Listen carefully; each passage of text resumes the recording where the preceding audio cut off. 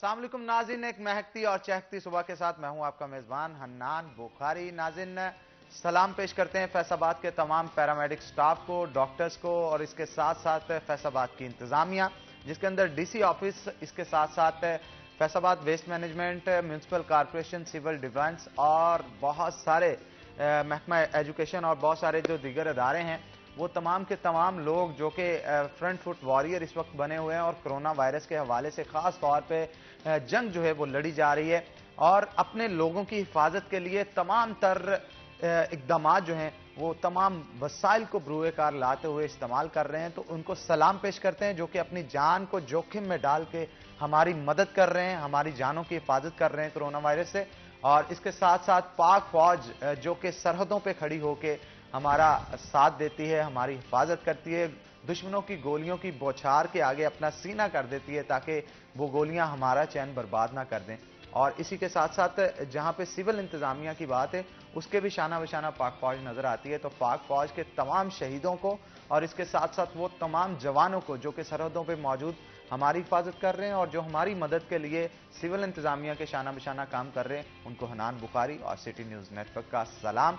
नाज़रीन, इस नई सुबह से हम उम्मीद करते हैं कि तमाम तर खुशियां लेके आज ये सुबह की किरणें आपकी चौखट पे आपका इंतजार कर रहे हों। इसी की दुआ के साथ आज के प्रोग्राम को आगे बढ़ाते हैं। नाज़रीन, मौजूदा सूरत हाल को देखा जाए तो लॉकडाउन की वजह से बहुत सारी प्रॉब्लम्स हैं जो कि लोगों को फेस करनी पड़ रही है, जहां पे भूख के लाले पड़े हुए हैं क्योंकि वजीर आजम इमरान खान का कहना है कि 25% लोग ऐसे हैं जो कि गुर्बत की लकीर से भी नीचे हैं। तो जो गुर्बत की लकीर से ऊपर थे वो भी अब गुर्बत की लकीर से नीचे आ चुके हैं लॉकडाउन की वजह से। मईशत सिर्फ और सिर्फ पाकिस्तान ही की नहीं बल्कि पूरी दुनिया की इस वक्त तबाह कर दी गई है। गुज़श्ता दिन जो है वो खबरें भी इस हवाले से चल रही थी, ऑयल की कीमतें जो है अमरीकी तेल की वो भी काफी हद तक नीचे आ गई हैं। तो एक वर्ल्ड वाइड डिजास्टर है मैशियत के लिहाज से जो कि सामना करना पड़ा है लोगों को उसका, पूरी दुनिया को उसका। तो एक कोरोना वायरस की आफत ऐसी आन पड़ी है जिससे जान छुड़वाना इस वक्त मुश्किल हो चुका है क्योंकि अभी तक कोई वैक्सीन भी इसकी तैयार नहीं की जा सकी। लेकिन ये उम्मीद की जा रही है, ये कहा जा रहा है कि आने वाले वक्त के अंदर बहुत सारे साइंटिस्ट जो है इस पे काम कर रहे हैं और जल्द इसकी वैक्सीन जो है वो तैयार कर ली जाएगी। इसी उम्मीद के साथ हम भी दुआ करते हैं कि अल्लाह ताला इस कोरोना वायरस से पाकिस्तान और पूरी दुनिया की जान जो है वो जल्द से जल्द छुड़वा दे ताकि दुनिया सुख का सांस ले सके और मईशत का पहिया उसी तरह घूम सके जैसा कि पहले घूम रहा था, बल्कि उससे बेहतर हो सके। पाकिस्तान की सूरत हाल जो गरीब गुर्बत की लकीर से नीचे हैं वो ऊपर चले जाएं और अपनी जिंदगी आराम से गुजर बसर कर सकें।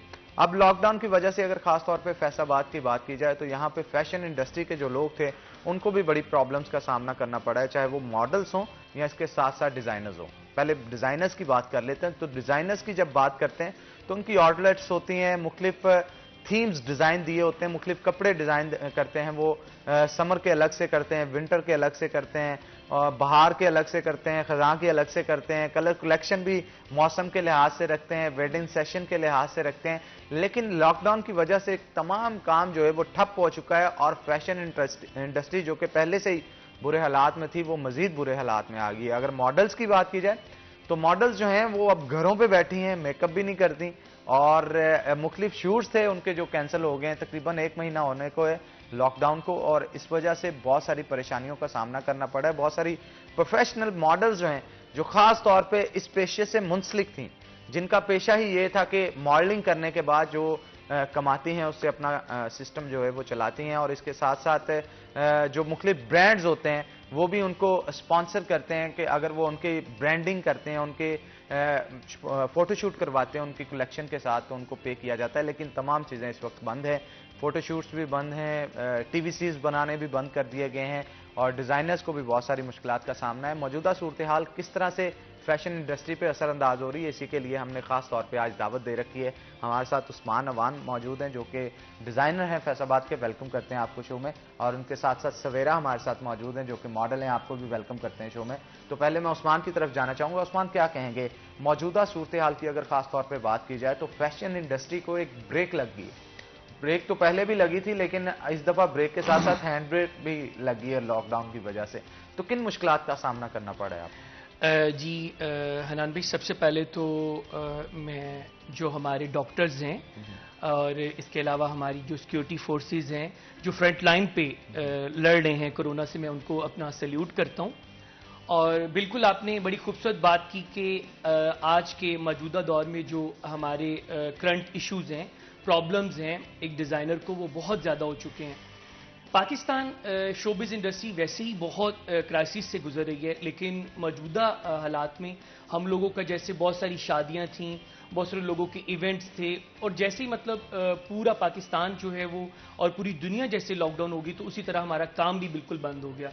अब जैसे शादी नहीं होगी, लोग नए कपड़े नहीं बनाएंगे, अगर ब्रांड्स हैं, अगर उनकी नई कलेक्शन आती है, वो डिज़ाइन नहीं करवाएंगे डिज़ाइनर से, क्योंकि वो चीज़ें बिकेंगी कहाँ पे। अगर आप कोई चीज़ डिज़ाइन करते हैं तो वो ऑफ कोर्स मार्केट में आएगी, मार्केट में जो है पब्लिक आएगी और उसको परचेज करेगी। सो ये सारी चीज़ें जो हैं वो हमारे लिए बहुत डिस्टर्बेंस क्रिएट कर रही हैं। अच्छा, आप क्या समझते हैं कि मौजूदा सूरत हाल में, जैसे कि ईद भी आने वाली है, तो ईद के लिए भी ऑर्डर्स मिलना शुरू हो जाते हैं, तो अब लॉकडाउन की वजह से शॉप्स खुली नहीं हैं, और अगर कोई शख्स पसंद करना चाहता है या स्पेसिफिकली अपनी मर्जी से कोई चीज़ तैयार करवाना चाहता है, फ़ोन पे आपको वो समझा नहीं सकता, तो उसके लिए उसको आना पड़ेगा, तो बहुत सारी मुश्किलातें आपको फेस करनी पड़ रही होंगी। जी जी बिल्कुल, आपकी बात ठीक है। उसमें ये चीज़ होती है कि बहुत सारे डिज़ाइनर्स जो हैं वो फिर अपने घरों को यूज़ कर रहे हैं कि अगर कोई क्लाइंट आता है, कोई इमरजेंसी किसी को कोई कॉस्ट्यूम बनवाना है या कोई चीज़ मेल में डिज़ाइन करवानी है, तो वो फिर कॉन्टेक्ट कर लेते हैं। और अभी जो फिलहाल सीन चल रहा है वो ऑनलाइन ज़्यादा लोगों का है कि भी ये चीज़ जो है हम आपको इस तरीके से बना के दे देंगे। अच्छा उस्मान, ये भी तो एक सिस्टम देखने को मिला कि खास तौर पे वेडिंग सेशन जो है वो मेन सेशन होता है आपका, जिसके अंदर आपने कमाई भी करनी होती है, अपना काम भी लोगों को दिखाना होता है, और उसी काम से आपको पॉपुलैरिटी भी मिलती है, क्योंकि अगर एक शादी हो रही है, अगर दुल्हन का जोड़ा अच्छा बना है, तो अगर 500 अफराद या 1000 लोग वहाँ पे देखने वाले मौजूद होते हैं, अगर उनको पसंद आता है तो वो अपनी भी शादी जब आती है तो उसके लिए आपको ऑर्डर देते हैं। लेकिन आप देखने को मिला कि अभी सर्दियां जो हैं वो चल ही रही थी, और फरवरी का महीना था या अप्रैल का महीना था, इतनी गर्मी तब नहीं थी, लेकिन लॉकडाउन शुरू कर दिया गया उसी में। तो क्या कहेंगे इस हवाले से, आपका सीज़न कितना डिस्टर्ब हुआ, फाइनेंशियली कितनी प्रॉब्लम्स थी जो कि आपको फेस करनी पड़ी? जी बिल्कुल, मैं इस चीज़ का ये कहना चाहूँगा कि जैसे ही ये वबा मतलब चाइना से आई है, सो सब चीज़ जो है वो स्टॉप हो गई है। हमारी वर्किंग, फिर क्लाइंट्स ने कहा जी कि हम जो है अपनी शादियाँ आगे लेके जा रहे हैं, सो अभी हम नहीं कर रहे। तो ये सारी चीज़ें हमारे लिए भी उसी तरह आई हैं जैसे सब लोगों के लिए हैं, मतलब नहीं बिल्कुल स्टॉप हो गया है, वेडिंग्स के जोड़े नहीं बन रहे, जो है अगर किसी का कोई इवेंट भी है तो वो भी मतलब जो गवर्नमेंट की तरफ से है वो लोगों को इकट्ठा नहीं होने दिया जा रहा। सो फिर लोग भी मतलब बहुत प्रॉब्लम्स में ये चीज़ें देख रहे हैं, प्रॉब्लम्स में चीज़ें देख रहे हैं। हमारे साथ सवेरा भी मौजूद है, मॉडल है, उनसे भी गुफ्तगू करते हैं, पूछते हैं कि उनका इस हवाले से क्या कहना है। सवेरा, क्या कहेंगी, कितने शूट्स थे जो कि कैंसिल हो गए और कितनी डिस्टर्बेंस है जिसका आपको सामना करना पड़ा है? जी बिल्कुल, मैं भी यही कहना चाहूँगी कि हमारे भी बहुत डिस्टर्बिंग हुई है कि हमारे शोर्ट्स, सॉन्ग शोर्ट्स काफ़ी थे, जिसकी वजह से ये हमें बहुत फ्लॉप करना पड़ा है। घरों में गुजार रही हैं हम वक्त, तो हमें ये सामना करना पड़ रहा है कि हम कोरोना वायरस के साथ लड़ें, तो बाहर ना जाएं, यही मतलब कि कह रहे हैं कि बाहर ना जाएं, बाहर अच्छा, ना बहुत जाएं। सारी लोकेशंस जो आपकी तरफ से डिसाइड की गई होती हैं कि फलां जगह पे जाके किसी पार्क में जाके शूट किया जाएगा या इस जगह पे जाके शूट किया जाएगा, दफ़ा 144 की वजह से तमाम जगहों को बंद भी कर दिया गया और रश भी नहीं एक जगह पे पड़ने दिया जा रहा। शूट्स कैंसिल होने की वजह से, मतलब अगर खास तौर पे मैं समर कलेक्शन की बात करूं तो समर कलेक्शन में मुख्तलिफ ब्रांड्स होते हैं जो कि आपको ब्रांडिंग करते हैं और कहते हैं कि शूट करें आप हमारा। अब कितने शूट्स हैं आपके जो कैंसिल हो चुके हैं और इसको कवर किस तरह से करेंगे? जी, हमारे काफ़ी शोज़ जो से हैं वाइंड अप हो गए हैं, तो कह रहे हैं कि ये लॉकडाउन के बाद करेंगे। कुछ मेन लोग हैं जो से अपने घरों में बहुत ये जो से फेस कर रहे हैं, मुश्किलात का फेस कर रहे हैं अपने घरों में, छोटे-छोटे घरों में सेटअप लगा के करते हैं, तो फिर हम ऐसे कर रहे हैं। ज़्यादातर तो हमारे वाइंड अप हो गए हैं शूट्स, तो अच्छा, आप क्या कहेंगी आने वाले दिनों के अंदर, अगर जब लॉकडाउन खुलेगा तो शूट्स भी जारी हो जाएंगे, सब सिस्टम जो है वो बहाल हो जाएगा, लेकिन इसे पटरी पे आते हुए कितनी देर लगेगी? मैं तो यही चाहती हूँ कि जल्द से जल्द ये लॉकडाउन ख़त्म हो जाए, तो हम सब मिलके यही प्रेयर कर रहे हैं कि ये अल्लाह ताला अपनी रहमत के दरवाजे खोल दे, जल्द से जल्द ये सारा कुछ ख़त्म हो जाए कि हम अपनी एक लेवल पे आ जाएं जहाँ जो हमने किए हैं निज़ाम छोड़े हैं वो सब अपनी लाइन पे आ जाए, सब कारोबार खुल जाएं, जो से इतने लोग रोज़गार बेरोज़गार है वो भी अपने लाइन पे आ जाए, जो से इतने मतलब कि अच्छा सवेरा, आपको डिस्टर्ब है, लेकिन आपके साथ साथ जो कैमरा मैन्स हैं या हेल्पर्स हैं या मेकअप आर्टिस्ट हैं और ड्रेस डिजाइनर्स हैं, इसके साथ साथ एक पूरी चेन होती है। जब आप किसी भी चीज का शूट कर रहे होते हैं वो तमाम के तमाम डिस्टर्ब होंगे, बेरोजगार होंगे, उनको भी तो बहुत सारी मुश्किलात का सामना करना पड़ता है। बिल्कुल ऐसा ही है कि सबके मतलब कि सबके काम ये जो से वाइंड अप हो चुके हैं, ये camera mans, makeup artist, designer, main चीज़ जो सब डिज़ाइनर, तो सब हम मिल के अब सामना कर रहे हैं, तो इंशाल्लाह हम इसे कर लेंगे। अच्छा, सोशल डिस्टेंसिंग के हवाले से क्या कहेंगे? ये कहा जाता है कि फासला रखना चाहिए, मास्क पहनना चाहिए, हैंड सैनिटाइज करना चाहिए, आप इस हवाले से क्या पैगाम देंगे? जी बिल्कुल, मैं यही कहना बिल्कुल मैं यही कहना चाहूँगी कि प्लीज़ अपने घरों में रहें, तो हम आप लोगों के लिए आए हैं, प्लीज़ आप घर में रहें, अपना केयर करें, मास्क वगैरह पहन के जब भी आप बाहर जाएं, कैमरा लगा के मास्क वगैरह पहन के जाएं, केयरफुल होकर जाएं, तो अगर कोई मजीद कोई काम है फिर जाएं, अदरवाइज ना जाएं। बिल्कुल, अगर कोई बहुत ज़रूरी काम है आपको नाज़रीन, तो इनका कहना है फिर आपको घर से बाहर जाना चाहिए। उस्मान हमारे साथ मौजूद है। उस्मान, सोशल मीडिया पे आजकल बहुत चीज़ें देखने को मिल रही हैं कि अगर दुल्हन ने अपना लहंगा सिलवाया है तो मास्क भी उसी कलर का सिलवा लिया, यानी अगर आपने ज़्यादा गैदरिंग नहीं भी की और शादी की डेट भी फिक्स है, बहुत सारे लोग थे जिनकी शादी की डेट फिक्स थी लेकिन लॉकडाउन की वजह से उनको हॉल्स के अंदर नहीं इजाज़त मिली शादी करने के लिए, तो घरों के अंदर छुप छुपा के जो है वो बहुत सारे इंतजाम किए गए। तो दुल्हनों ने ये भी एक ट्रेंड बना लिया कि लहंगा जिस कलर का उस कलर का मास्क भी पहना जाए। तो इस पे आप क्या कहेंगे? आपको कोई क्यूरीज आ रही हैं? आपको कोई ऑर्डर्स ऐसे आ रहे हैं कि अगर आप खास तौर पर लहंगा ये तैयार कर रहे हैं तो उस कलर का मास्क भी तैयार करके दें हम? जी बिल्कुल, आपने बड़ी खूबसूरत बात की कि जो भी ब्राइडल बन रहा है, सो उसके लिए मेजॉरिटी तो क्योंकि वो ब्राइडल जो है वो बड़ी माशाल्लाह मेकअप के साथ सजी होती हैं, खूबसूरत बनी होती हैं, तो बहुत कम मतलब हमें ये होता है कि वो हमें दें बना के ना। लेकिन मैं ये कहूँगा कि इसमें कोई बुरी बात नहीं है, अगर आप एक अच्छा ब्राइडल रेडी करवा रहे हैं तो अगर हम उसके साथ उनका मास्क भी रेडी कर देते हैं तो ये बड़ी अच्छी चीज़ है। तो आप क्या कहेंगे? मास्क को भी तैयार करने के लिए ये कहा जाता है कलर भी सेम हो, मतलब जो दुल्हन ने ड्रेस पहना हुआ है उसका कलर सेम हो मास्क का उससे, और मैचिंग के साथ साथ इसके ऊपर जो है वो काम भी किया हो, थोड़ा सा फैशनेबल भी हो और उसके ऊपर एम्ब्रॉयडरी भी की हो, इस तरह की चीज़ें भी बड़ी फरमाइश आती होंगी आप? जी जी बिल्कुल, वो इसी तरह कहते हैं कि जैसे हमारा जो है वो हैंड पाउच होता है, इसी तरह आप जो है हमारा दूसरा बना के दें, हमें मास्क भी बना के दें। तो एक दो क्लाइंट्स को मैंने बना के दिया है, ज़्यादा को नहीं, क्योंकि वो भी उनकी फैमिली थोड़ी सी बहुत स्ट्रिक्ट थी इस मामले में, तो उन्होंने कहा कि आप हमें बना के दें, हम मतलब चाहते हैं कि हम तो बहुत सारे लोग आने हैं, और जैसा कि आपने कहा कि हिडन ही सब कुछ चल रहा है, तो डिज़ाइनर्स भी मतलब सारी चीज़ें कर रहे हैं जो सिक्योरिटी के लिए पाकिस्तान के गवर्नमेंट ने जो रूल्स रखे हैं सो उनके मुताबिक हम भी चल रहे हैं। अच्छा उस्मान, मौजूदा सूरत हाल की बात की जाए, ईद तो आने वाली है, तो समर कलेक्शन जो है वो स्टार्ट हो गई है, क्या कहेंगे मौजूदा सूरत हाल के अंदर ट्रेंड क्या चल रहा है, ट्रेंड क्या सेट होने जा रहा है इस गर्मियों में? जी इस दफ़ा ट्रेंड्स जो हैं वो लाइट कलर्स में ज़्यादा चल रहे हैं। शायद ये वजह है कि कोरोना की वजह से बहुत सारे लोग जो हैं वो डार्क कलर्स को पसंद नहीं कर रहे। कुछ इंटरनेशनली जो हमारे एक सोग है कि लोगों की डेथ्स हो गई, तो फिर मैंने भी जो अपनी नई कलेक्शन है वो बड़ी लाइट कलर्स में, लाइट एम्ब्रॉयडरीज और लाइक जैसे लोग लाइक करते हैं उस हिसाब से मैंने मेंस वेयर में भी और फीमेल में भी मैंने कलेक्शन मुतारिफ करवाई है। अच्छा, लेडीज की तरफ से तो आ रही हैं कि ये कहा जाता है कि जो लहंगा तैयार किया गया वैसा मास्क बनाया जाए, तो मर्दों की तरफ से भी कुछ आया कि जिस तरह की शेरवानी हो वैसा ही मास्क हो उनका? नहीं, मर्दों की तरफ से इतना ज़्यादा नहीं होता, क्योंकि आपको पता है कि मर्दों का ज़्यादा जो होता है कि वो शेरवानी यूज़ की है और उसके साथ टर्बन और खुस्सा, मतलब वो अपने आप को इसी में कंफर्टेबल फील कर रहा होता है, क्योंकि आप भी जानते हैं कि शादी एक ऐसा इवेंट होता है कि आपने अपने आप को पूरी लुक को दिखाना होता है। तो मैं समझता हूं कि अगर वो ब्राइडल का हम मास्क बना के देते हैं या मेल का शेरवानी के साथ बना के देते हैं तो फिर इनकी वो चीज़ नजर नहीं आती। लेकिन उस्मान ट्रेंड एक बन चुका है ना, मतलब जो दुल्हने हैं चाहे पूरी शादी पे मास्क ना लगाएं, लेकिन फोटोशूट करते वक्त वो मास्क को दिखाने के लिए स्पेसिफिकली कि मैंने लहंगे के साथ का तैयार करवाया है, तो 2-4 तस्वीरें उसमें भी बनवा लेते हैं, तो वो सोशल मीडिया पे काफी वायरल हो रहा है। जी जी जी, बिल्कुल आपकी बात ठीक है। और जैसे मैंने आपको बताया कि 2 फैमिलीज को मैंने बना के दी हैं मास्क, और उन्होंने मतलब यूज़ भी किए हैं अपनी वेडिंग पे, और पिक्स भी उन्होंने बनवाई हैं। सो ये मतलब सारी चीज़ें चल रही हैं एक साथ।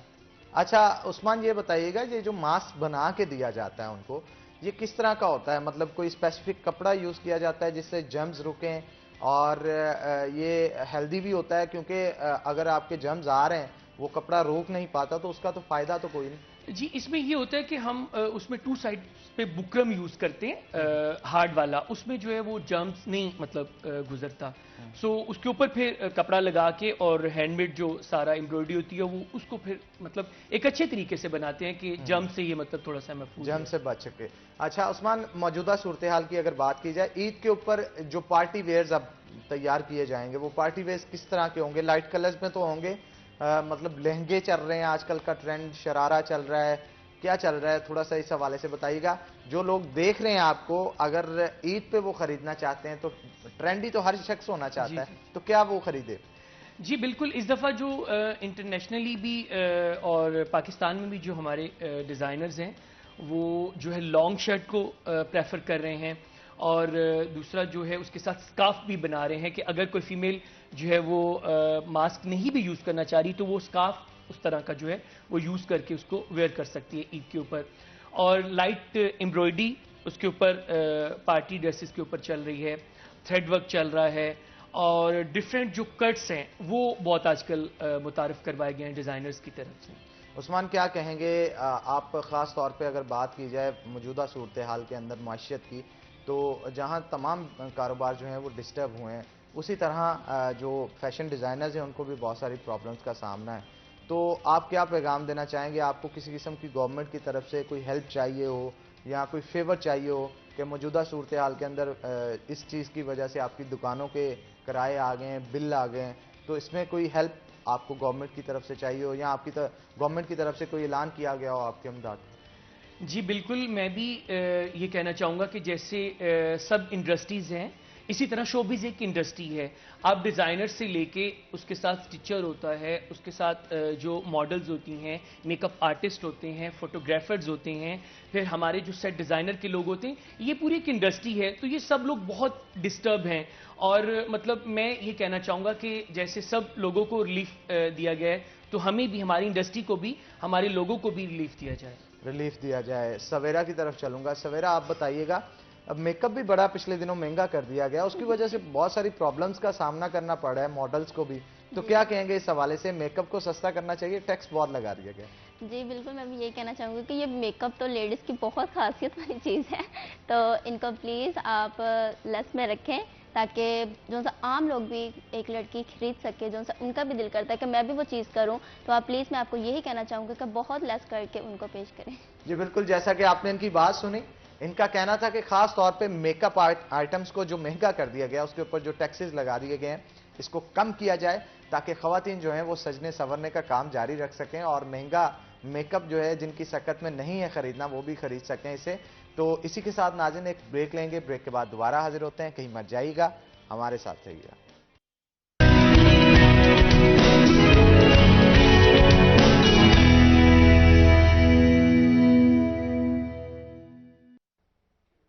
वेलकम बैक नाज़रीन। ब्रेक पे जाने से पहले हमारे साथ उस्मान मौजूद थे जो कि डिजाइनर है, उनके साथ साथ सवेरा भी हमारे साथ मौजूद थी जो कि मॉडल हैं फैसलाबाद की। दोनों से गुफ्तगू चल रहे थे और लॉकडाउन की वजह से कौन सी प्रॉब्लम्स हैं जिनको फेस करना पड़ रहा था इनको, इन तमाम सूरत हाल के हवाले से आगाह कर रहे थे हमें। तो उस्मान की तरफ चलते हैं, उस्मान से मजीद गुफ्तगू करते हैं फैशन डिजाइनिंग के हवाले से। उस्मान, ये बताइएगा, खास तौर पर अगर फैसलाबाद की बात की जाए, बहुत सारी लड़कियां ऐसे हैं या बहुत सारे लड़के ऐसे हैं जो कि फीसिस सबमिट करवा के यूनिवर्सिटीज़ के अंदर फैशन डिज़ाइनिंग को नहीं सीख सकते, क्योंकि उनके पास इतनी सकत ही नहीं है कि वो फीसिस दे सकें, लेकिन उनका पैशन होता है कि वो फैशन इंडस्ट्री के अंदर आए। तो उसके लिए फैसलाबाद के जो डिज़ाइनर्स हैं उनकी तरफ से कोई इनिशिएटिव लिया गया है, या आपके पास जो लोग सीखने आते हैं उनको किस तरह से आप ट्रीट करते हैं? जी बिल्कुल, आपकी बात ठीक है कि जो हमारे बच्चे बच्चियां हैं वो सीखना चाहते हैं। फैशन एक ऐसी चीज़ है जिसमें आप जो है वो क्रिएशन और नए नए कलर्स, आप फिर कट लाइन, इसके अलावा आप एक जिद्दत की तरफ जाते हो। सो बहुत सारे लड़के लड़कियां मुझसे जो है वो राब्ता करते हैं कि सर अगर मतलब हम आपसे डायरेक्टली सीखना चाहें, सो फिर उसके लिए फिर मैंने अपना एक दस्तकारी टाइप स्कूल जो है उसमें मैं फैशन की क्लासेस भी देता हूं, और उसको मेरे जो असिस्टेंट हैं मीरा, वो जो है वो सारा वो देख रहे हैं। सो उसको हम इसी चीज़ पे लेके आ रहे हैं कि जो लोग अफोर्ड नहीं कर सकते, जो बच्चे बच्चियां कॉलेजेस या यूनिवर्सिटीज़ में नहीं जा सकते, उनको मैं बिल्कुल कहूँगा कि आप लोग मुझसे रब्ता करें, और इंशाल्लाह हम फ्री ऑफ कॉस्ट आप लोगों को जो है अपनी फ़नी भी और प्रैक्टिकल जो है वो एजुकेशन देंगे। उस्मान, क्या रिस्पांस आता है? मतलब बहुत सारे लोग इस दस्तकारी से स्कूल से पहले भी आपके पास आते होंगे, और शॉप्स में भी कई लोग काम करना चाहते हैं ताकि इस इंडस्ट्री से मुंसलिक हो सकें, काम सीख सकें। रिस्पांस क्या है? कितने % लोग हैं? क्योंकि ट्रेंड चेंज हो रहा है। फैसलाबाद के अंदर भी बहुत सारे लोग इस इंडस्ट्री में आना चाहते हैं, जो कि पहले ये ट्रेंड नहीं था, लेकिन अब दिन ब दिन फ्लरिश हो रही है इंडस्ट्री, जिस तरह से लोगों का रुझान भी इस तरफ आना बढ़ गया है। तो इस हवाले से थोड़ा बताइए। जी बिल्कुल, ये जो फैशन इंडस्ट्री है काफ़ी माशाल्लाह मूव कर गई है। लोगों को और फैमिलीज़ को इस चीज़ की समझ आ गई है कि अगर हमारा बच्चा या बच्ची इंटरेस्ट रखता है तो हमें ज़रूर इसको उसकी तरफ लेके जाना चाहिए। जैसे बहुत सारी फैमिलीज़ थी जो लोग समझते थे कि फैशन जस्ट जो है वो मखसूस लोगों के लिए है, लेकिन अब माशाल्लाह मैं देखता हूँ कि बहुत सारी बच्चियाँ जो हैं वो फैशन डिज़ाइनर्स बन रही हैं, बहुत सारी बच्चियाँ जो हैं शोबिस की फील्ड में आ रही हैं, बहुत सारी बच्चियाँ जो हैं वो as a makeup artist, as a photographer, मतलब बहुत सारी चीज़ों ने इसको एक इंडस्ट्री की तरह लिया है। सो बिल्कुल मैं कहना चाहूँगा जो हमारे वालदैन हैं, जो बच्चे बच्चियाँ हैं, कि अगर आप इस फील्ड में आना चाहते हैं तो आएँ, इंशाल्लाह आपको इज्जत भी मिलेगी और आप इसे अर्न भी करोगे। अर्न भी कर सकते हैं। सवेरा भी हमारे साथ मौजूद है, उनके साथ भी गुफ्तगू करते हैं। सवेरा, बताइएगा, ट्रेंड काफी चेंज हो चुका है। जहां पे पहले जाते थे और शादी पे गए, लहंगा खरीदा और घर पे आ गए, लेकिन अब तो 2-2 महीने पहले तैयारियां शुरू कर दी जाती हैं। ये देखा जाता है कि लहंगा कौन सा पहनना है, किस कलर का पहनना है। जो एक स्पेसिफिक ट्रेंड था हमारे यहाँ कि लाल रंग का ही लहंगा पहना जाएगा, तो वो ट्रेंड चेंज होता भी नजर आ रहा है। और जहां दुल्हा दुल्हन के कपड़े मैच नहीं होते थे या कंट्रास्ट सही तरह से नहीं होते थे, इस चीज को भी मैनेज किया जाता है। आप क्या कहेंगे इस हवाले से? जी बिल्कुल, मैं यही कहना चाहूँगी कि बहुत फैसलाबाद में जो से थे बहुत चेंजिंग हो गई है। पहले तो कुछ भी नहीं था यहाँ पे, तो दुल्हन बस ठीक है मैंने वो पहन लिया है ठीक है। तो अब 6-6 माह पहले ही शादी की तैयारियां हैं। जैसे कि ईद आ रही है, ईद की अब अभी से तैयारियां शुरू हो गई हैं घरों में। तो बच्चियाँ नहीं मैंने ये पहनना है, मैंने वो पहनना है, तो मुख्तलिफ कलेक्शन कर रही हैं, डिज़ाइनिंग में जा रही हैं, तो मैं ये पहनूंगी, ये पहनूंगी। तो मैं यही कहना चाहूँगी कि आप मना ना करें बच्चियों को, तो आप बिल्कुल वही उनको लेके दें जो वो बिल्कुल कहते सही हैं। बात है। अच्छा, थोड़ा सा बताइएगा, जब इस फील्ड के अंदर आप आए, आपको इंटरेस्ट कैसे पैदा हुआ इस फील्ड के अंदर आने के लिए, और कौन सी मुश्किलात थी जिनका सामना करना पड़ा? क्योंकि अक्सर औकात हमारे यहाँ ये होता है कि इस फील्ड से रिलेटेड जो लड़कियां होती हैं उनको रिस्ट्रिक्शंस का बहुत सामना करना पड़ता है। क्या कहेंगे इस हवाले से? जी बिल्कुल, मैं यही कहना चाहूँगी कि ज़्यादातर लड़कियों को बहुत स्ट्रगल करनी पड़ती है, अपने घर वालों की बहुत फेसेस करनी पड़ती हैं। तो मैं यही गुजारिश करना चाहती हूँ वालिदैन से कि जो भी अपनी बच्चियाँ बच्चे करना चाहते हैं उनको मना मत करें, उनको उनका साथ दें, उनके माँ बाप का साथ दें, ठीक है?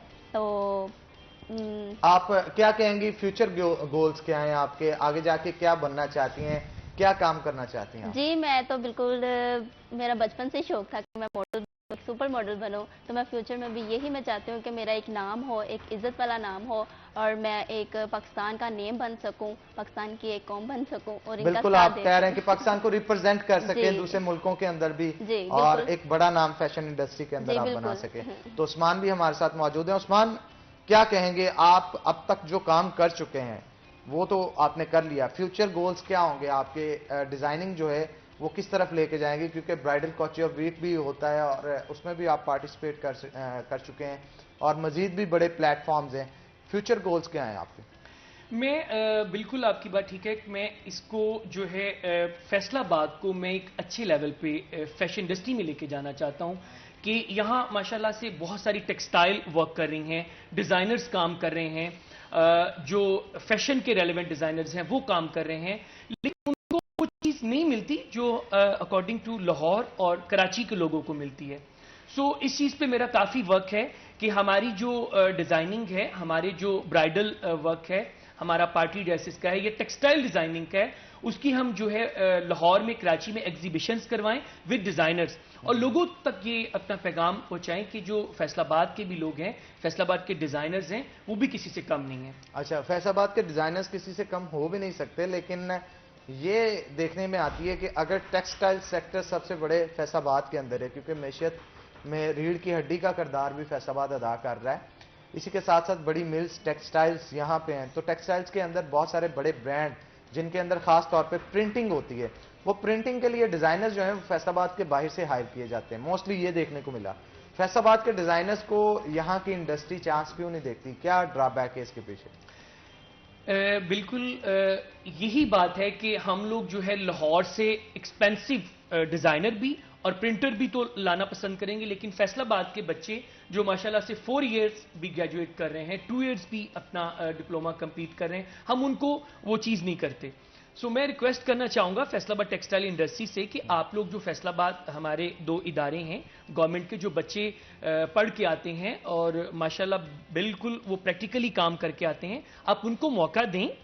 वो लोग लाहौर जाके या कराची जाके या आउट ऑफ कंट्री जाके काम करते हैं, अगर हम उनको फैसलाबाद में अपॉर्चुनिटी देंगे तो वो जरूर इधर काम करेंगे। उस्मान, क्या देखते हैं आप, अगर खास तौर पे फैसलाबाद की बात की जाए तो जीसी यूनिवर्सिटी जो फैशन डिज़ाइनिंग का कैंपस है, उसके अंदर बहुत सारे स्टूडेंट्स हैं आप जो कि आना शुरू हो गए हैं। इस स्पेसिफिक डिग्री के लिए उन्होंने फीस भी सबमिट करवाते हैं, डिग्रीज भी करते हैं। उनका थीसिस डिस्प्ले होता है, मतलब 4 ईयर की जब डिग्री पूरी होती है उससे पहले थीसिस डिस्प्ले उनका लगाया जाता है, जिसके अंदर बच्चे जो हैं अपना काम जो 4 सालों के अंदर किया होता है फैशन से रिलेटेड, उसको डिस्प्ले करते हैं। तो पिछले दिनों जब डिस्प्ले लॉकडाउन से पहले लगा था, मैं भी वहाँ पे गया था, देखा था, तो बच्चों ने बड़ा ज़बरदस्त काम किया था और बड़े ही मुनफिद आइडिया थे। अगर ख़ास तौर पे हेल्थ की बात की जाए तो ऐसी वुमेन जो कि प्रेग्नेंट होती हैं लेकिन इसके साथ साथ वो फैशन जो है उसको फॉलो करना चाहती हैं, उनके लिए ख़ास तौर पे ऐसे कपड़े से तैयार किया जाता है सूट्स को जो कि बैक्टीरियल इन्फेक्शन को किल कर सकें, आपकी बॉडी पे कोई इन्फेक्शन ना आने दें। और इसके साथ साथ जो फैशन रिलेटेड लोग होते हैं, जैसे ख़ास तौर पे मगरबी फैशन को देखा जाए, उनके जो ड्रेसेस हैं उनको मिला के और साथ में मशरकी स्टाइल को मिला के एक नया स्टाइल इंट्रोड्यूस करवाया गया है। तो बड़े ही ज़बरदस्त काम है जो कि बच्चों की तरफ से किए जाते हैं। आप क्या देखते हैं कि आने वाले वक्त के अंदर हमारे फैसलाबाद के बच्चे फैशन इंडस्ट्री में कहाँ पे खड़े होंगे? जी, आपने बिल्कुल ये बात ठीक कही कि 2 चीज़ें हैं। एक तो जो टेक्सटाइल फैब्रिकेशन होता है, धागे से जो कपड़ा बनता है, वो टोटली जो है एक्सपेरिमेंटल वर्क डिज़ाइनर्स करते हैं अपना, फिर वो आगे उसको फॉरवर्ड करते हैं। वो मेडिकली भी बहुत अफेक्ट करता है। जैसे एक मेरे स्टूडेंट ही थे, बहुत अच्छे दोस्त भी थे, उन्होंने जो है सॉक्स के ऊपर काम किया, बुनियान पे काम किया। सो उसका उन्हें बड़ा बेनिफिट मिला कि जो मतलब ये शुगर के पेशेंट हैं, वो अगर वो सॉक्स पहनते हैं तो उनकी शुगर का लेवल बड़ा अच्छा रहता है। सो इसी तरह जो आप बात कर रहे हैं कि अगर टेक्सटाइल को और फैशन को अगर हम लेके चलें और इसमें अगर बच्चे अपने वर्क को बढ़ाते हैं, अपने काम को आगे लेके आते हैं, और दूसरा जो हमारे थीसिस वर्क होता है उसमें बहुत सारी चीज़ें जो होती हैं वो इंटरनेशनली प्रेजेंट की जाती हैं कि आपने जो है एक नॉर्मल एज में कौन से कपड़े वेयर करने हैं, अगर फीमेल है मेल है, फिर आपके कट्स कौन से हैं, ईस्टर्न वेस्टर्न को मिला के कट्स कौन से देने हैं, फिर आपके कलर कॉम्बिनेशन कैसा है, फिर उसमें जो आपने कट लाइन जो है विद पैटर्न देनी है वो कैसी है। सो ये चीज़ें बड़ी जो है आज के दौर में बड़ी अहमियत रखती हैं। बिल्कुल अहमियत रखती हैं, और क्योंकि मौजूदा सूरत हाल कुछ इस तरह से चल रही है कि अगर हमारे ये बच्चे जो हैं अब अपने मुल्क को रिप्रेजेंट दूसरे मुल्कों के अंदर नहीं करेंगे तो वो अपने मुल्क का नाम किस तरह से रोशन करेंगे। तो नाज़रीन, मौजूदा वक्त की ये बड़ी ज़रूरत है कि जहाँ पे तमाम शोबों के अंदर हमारे स्टूडेंट्स जो हैं, हमारे बच्चे जो हैं वो काम कर रहे हैं, फैशन इंडस्ट्री के अंदर भी उनको करना चाहिए। तो नाज़रीन, एक छोटी सी ब्रेक लेंगे, ब्रेक के बाद दोबारा हाजिर होते हैं। कहीं मत जाइएगा, हमारे साथ रहिएगा।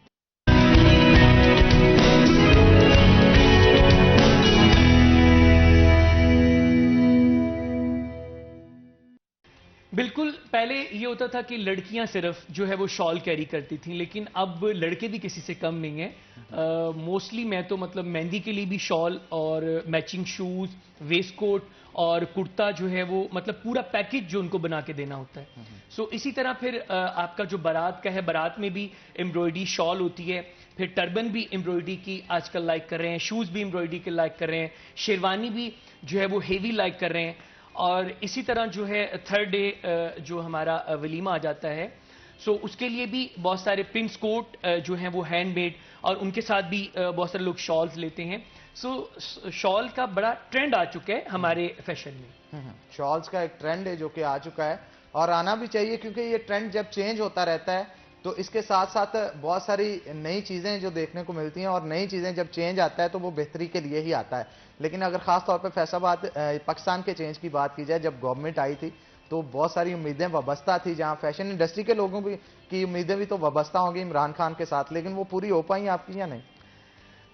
मैं यही कहूंगा कि कोई भी आता है, गवर्नमेंट जाहिर बात है कि अपने जो है वो फॉलो करती है सारे रूल्स, लेकिन कोशिश हमारी यही होती है कि पाकिस्तान के इमेज को, पाकिस्तान फैशन इंडस्ट्री को, और फिर बिलखुसूस फैसलाबाद की जितनी भी इंडस्ट्री है, जितने भी लोग हैं, हम उनको अच्छे तरीके से आगे अच्छे प्लेटफॉर्म्स पे, एग्जीबिशन में और जहां भी कोई अच्छे इवेंट्स हो प्रेजेंट कर सकते हैं। बिल्कुल। हमारे साथ अलीना भी मौजूद है, उनसे भी गुफ्तगू करते हैं।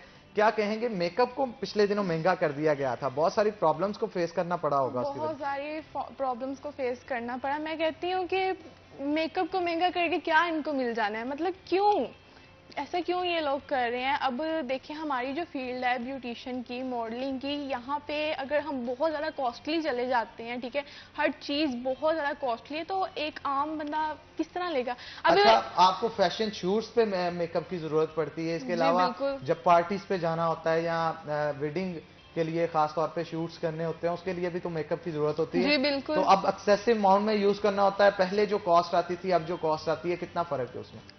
काफ़ी फ़र्क है, बहुत फ़र्क आ गया है। अब एक नॉर्मल जो है इंसान वो तो नहीं ये कर सकता।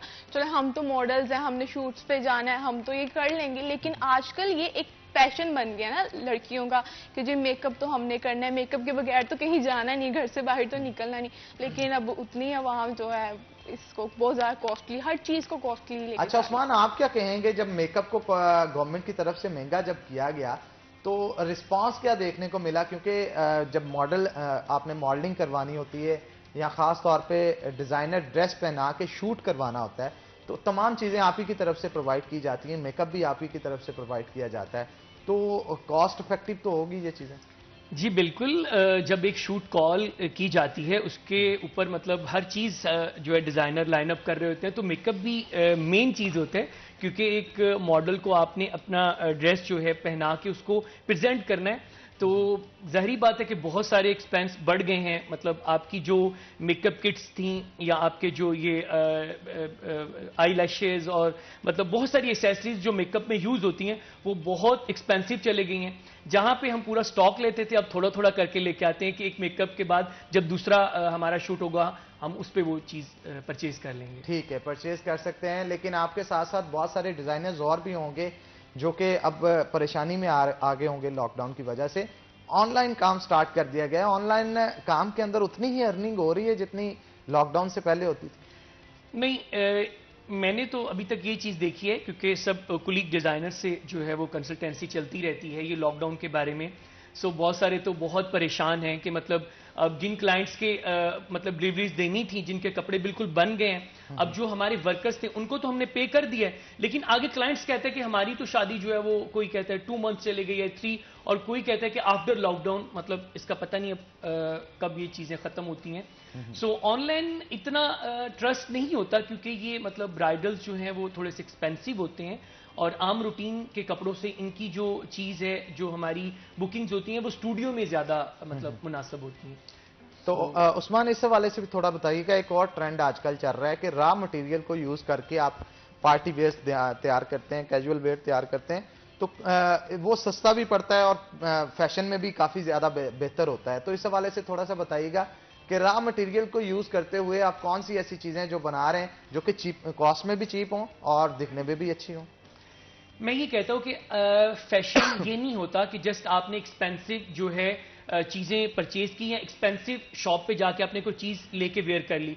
फैशन ये है कि आपके घर में कोई भी चीज पड़ी है, आप उसको अपनी जो है हमारी जो ट्रेडिशंस हैं उनके मुताबिक, जैसे हमारे नॉर्मल शलवार कमीज और जो टॉप्स हैं उसके साथ ट्राउजर है या शलवार है, आप उसको किसी भी कट में स्टिच करें, उसके ऊपर कोई लेस अच्छी सी लगा लें। आजकल फैंसी बटन मार्केट में अवेलेबल हैं, फैंसी लेसेस अवेलेबल हैं, और आप ये चीजें नॉर्मली घर पे भी मतलब जो माशाल्लाह हमारी हुनरमंद खवातीन हैं वो बना सकती हैं। ठीक है, तो ये भी ट्रेंड आजकल चल रहा है कि मर्दों की अगर खास तौर पे बात की जाए, जो ड्रेस आपने पहना है अगर उसके ऊपर जिस तरह की एम्ब्रॉयडरी हुई है, शूज पे भी सेम एम्ब्रॉयडरी होती है, तो उस हवाले से भी बताइएगा थोड़ा सा कि शूज जो तैयार किए जाते हैं आपकी तरफ से, खास तौर पे जो वेलवेट के कपड़े के शूज तैयार किए जाते हैं एम्ब्रॉयडर्ड, उसको किस तरह से डिजाइन करते हैं और उसको बनाने के लिए खास तौर पे ऑर्डर कहाँ पे दिया जाता है? वो जब हमारी कोई भी किसी भी क्लाइंट के साथ डील हो जाती है, पैकेज में जब हम उससे कहते शूज भी दे रहे हैं आपको, प्रिंस कोट भी दे रहे हैं आपको, जो है शॉल भी दे रहे हैं, तो उसी तरह फिर जब शूज की बात आती है, जैसे आपने कहा कि वो बड़े खूबसूरत हैंडमेड एम्ब्रॉयडर्ड चल रहे हैं, सो सबसे पहले हम उसकी जो है मेजरमेंट करते हैं, जो भी हमारे क्लाइंट होते हैं उन्हीं के हिसाब से फिर हम उसका लेदर में है, लेदर में करवाना होता है, अगर वेलवेट पे है तो वेलवेट उसको कटिंग करके उसको फिर हमने जो है लेबर को देना है, जो हैंडमेड वाले हैं उन्होंने हैंडमेड का वो जो भी फ्लावर्स जिस पैटर्न से वो हमने उसके ऊपर हैंडमेड काम करवाना है करवा के फिर हम उसको मेकिंग पे दे देते हैं बनने के लिए। सो फिर एक बड़ा खूबसूरत सा जो है वो शूज बन के वो क्लाइंट को दे दिया जाता है। अच्छा, आप क्या कहेंगे, दुल्हनों की तरफ से बड़ी डिमांड्स होती हैं, उनका कहना होता है कि खास तौर पे हमारा स्टेज जिस तरह का लगेगा उस कलर के सूट्स जो हैं वो जो तैयार किए जाएं, क्योंकि डिकोर भी करवाया जाता है और डिकोर का जो थीम होता है उसी थीम के लिहाज से खास तौर पे सूट्स जो हैं वो तैयार करवाए जाते हैं, तो उसको आप किस तरह से मैनेज करते हैं? वहां पे जाके लोकेशन पहले देखते हैं या डिकोर करने वाला जो शख्स होता है उसके साथ मुलाकात करते हैं, उसका थीम चेक करते हैं और फिर पार्टी का या उसके साथ साथ जो दुल्हन का मेकअप है उसको भी वैसा डिजाइन करते हैं? क्या कहेंगे आप, इसको कितनी मुश्किलात का सामना रहता है और ये ट्रेंड कितना दिन ब दिन बढ़ता चला जा रहा है? ये ट्रेंड बहुत जो है हद तक बढ़ गया है कि बहुत सारे जो क्लाइंट्स हमें कहते हैं कि आप हमें जो है हमें स्टेज का भी कर दें, हमें मेकअप भी कर दें, हमें फोटोग्राफी भी कर दें। सो वो सारी चीजें फिर क्योंकि हर चीज लाइनअप होती है और हम मतलब इंटीरियर का भी उनको करके देते हैं और फिर जो उनके ब्राइडल का या ग्रूम का जो उनका ड्रेस होता है तो उसके मुताबिक फिर हम उन्हें सजेशंस देते हैं कि आप ये जो है अपना स्टेज रेडी करवाएं, ये आप इसके ऊपर फ्लावरिंग करें, ये जो है आप चेयर्स, मतलब पूरा सेट डिजाइन करके हम उन लोगों को देते हैं। सेट डिजाइन करके देते हैं। अलीना हमारे साथ मौजूद है। अलीना, आपका फेवरेट डिजाइनर कौन सा है? अगर फैसलाबाद में बात की जाए, उस्मान तो हैं ही, बिल्कुल हैं जी, मैं इनकी बहुत बड़ी फैन हूं। इनसे हट के, उस्मान से हट के अगर डिजाइनर्स की, बड़े डिजाइनर्स की जो लाहौर के अंदर मौजूद हैं, जो ब्रांडिंग कर रहे हैं इस वक्त, उनमें से आपका फेवरेट डिजाइनर कौन सा है? HSY के कौन से ड्रेसेज हैं जो कि आपको पसंद आते हैं? पार्टी वेयर ज्यादा पसंद है? पार्टी वेयर लाइक उनकी जो ड्रेस होती है ना, पहन के लुक निकलती है, उनकी ड्रेस मुझे इसलिए बहुत पसंद है और इनकी भी मैं इसलिए बहुत बड़ी फैन है क्योंकि इनकी जो ड्रेसेस है ना, मैं कहती हूँ अमेजिंग। लाइक जब आप इनकी ड्रेसेस पहनते हो तो उनकी पहन की एक अलग सी लुक निकलती है, सो मैं इनकी बहुत बड़ी फैन हूँ। अच्छा, इस हवाले से भी थोड़ा सा बताइएगा, खासतौर पर जब बात की जाती है ब्राइडल वेयर्स की, तो ब्राइडल शूट्स भी होते हैं सीजन के आने से पहले, ताकि लोगों को दिखाया जा सके कि ये चीजें जो कि डिजाइनर्स की तरफ से तैयार की गई है। तो आपने भी बहुत सारे शूट्स किए होंगे, तो उनमें से आपको बेसिकली कौन सी चीज जो पसंद आई है? वलीमे के भी होते हैं शूट्स, बारात के भी होते हैं, तो बहुत सारे डिजाइनर्स के आपने किए होंगे, बेहतर क्या था, किस डिजाइनर के आपको सूट्स बेहतर लगे और उसमें खासियत क्या थी? मुझे बारात का एक तो शूट बहुत पसंद है और खासियत ये कि जो एक डिजाइनर आपका करते हैं ना डिजाइन, लाइक एक लहंगा, अगर डिजाइनर लहंगा तो उसकी भी एक अलग सी लुक होती है, यू नो। अगर इन्होंने मेरा लहंगा डिजाइन किया है तो उसकी भी एक अलग सी लुक निकलेगी। एक डिजाइनर की तो एक अलग ही बात होती है। मैं ये कहना चाहूंगी कि अगर डिजाइनर है हमारे पाकिस्तान में तो वैसे भी बहुत माशाल्लाह से हो गई है ग्रूमिंग, और एक डिजाइनर है तो उसकी कोई भी कलेक्शन मुझे बहुत पसंद है। लाइक इनके लहंगे वगैरह, लाइक हो गया वलीमे का हो गया, वैसे बारात का मुझे ज्यादा पसंद है। बारात का ज्यादा पसंद है। उस्मान भी हमारे साथ मौजूद है। उस्मान, क्या कहेंगे मौजूदा ट्रेंड की बात की जाए तो कैजुअल वेयर की जब बात की जाती है, कैजुअल वेयर के अंदर सबसे ज्यादा चीजें कौन से डिजाइन हैं जो कि पसंद किए जाते हैं, कौन से कलर्स पसंद किए जाते हैं? 30 सेकंड के अंदर बता देंगे। कैजुअल वेयर में मैं यही कहूंगा कि आजकल शॉर्ट शर्ट्स चल रही हैं और शार्प कलर भी चलते हैं, लाइट भी चलते हैं, अकॉर्डिंग टू योर माइंड। जैसा आपका माइंड होगा उसी हिसाब से आप जो है उसको मैनेज करते हैं। बिल्कुल, अपने माइंड के हिसाब से हर शख्स को मुनफरिद कलर जो है वो पसंद होते हैं, मुनफरिद डिजाइन जो है पसंद होते हैं। तो इन तमाम चीजों को किस तरह से देखना है उन्हीं की जानिब से जो है वो पता चल सकता है उनको। तो जो डिमांड्स आती हैं उन डिमांड्स के लिहाज से इनकी तरफ से वो चीज जो है वो तैयार करके दी जाती है। तो बहुत शुक्रिया आपका अलीना, आपका, और इसके साथ साथ उस्मान आपका बहुत शुक्रिया, आप आज के शो में आए और फैशन इंडस्ट्री के लिहाज से जो अपने इल्म से हमें आगाह किया, मुस्तफीद किया हमें भी और नाज़रीन को भी। तो नाज़रीन, इसी के साथ छोटा सा ब्रेक लेते हैं, ब्रेक के बाद दोबारा हाजिर होंगे, कहीं मत जाइएगा, हमारे साथ रहिएगा।